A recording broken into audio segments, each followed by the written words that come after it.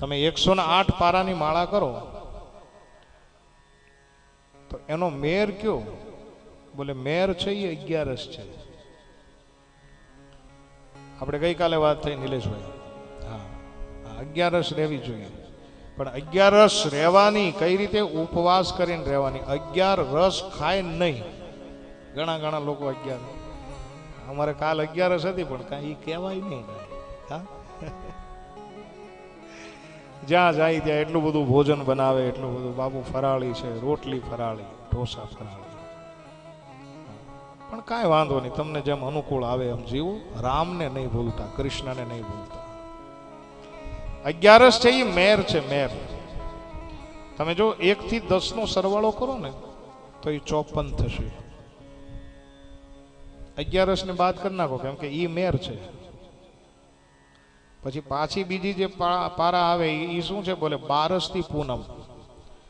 એનો સરવાળો કરો એટલે થશે 55. પણ અમાસને બાદ કરી નાખો, કેમ કે અમાસને દિવસમાં નથી ગણવામાં આવતો. તો એનો સરવાળો 54 થશે. એટલે 54 ને 54 કેટલા?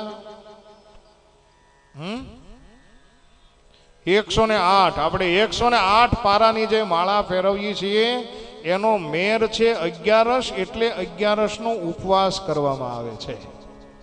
એટલે આ છે 11 નું મહાત્મય. વિજ્ઞાનની ભાષા પણ કંઈક અલગ છે. આપણે બધા દરિયે રહીએ છીએ રાજુભાઈ, આપણે દરિયો હાવ નજીક થાય. કાંતિભાઈ, હે રાબડા ને કુંભારિયા દરિયો હાવ નજીક. તો દરિયાકાંઠે જે રહેનાર હોય ને એને ખબર હોય દરિયાની અંદર ભરતી નો ઓટ કેટલે ક્યારે આવે? બોલે 11 થી પૂનમના ગાળામાં. સમજ્યા? અને આપણા શરીરની અંદર પાણી કેટલું છે? વિજ્ઞાન કેટલું કહે છે? પાણી H2O. વિજ્ઞાન ભણ્યા હોય તો કયો? 70% આપણા શરીરની અંદર પાણી છે. બાકી પછી રક્ત, માંસ, મજ્જા આદિ આદિ બધું છે. એ પાણી છે ને, 1 થી 10 સુધી એમાં ભરતી અને ઓટ આવે છે. એમ આપણા શરીરની અંદર પણ કંઈક પ્રક્રિયા એવી છે. આપણું શરીર એક સમંદર સ્વરૂપ છે. 70% આ શરીરની અંદર પાણી છે. અને વિજ્ઞાન એવું કહે છે કે સમંદરની અંદર ભરતી અને ઓટ આવે 11 પછી 12 થી પૂનમમાં ભરતી હોય. એ બધું પાણી મગજમાં ચડે.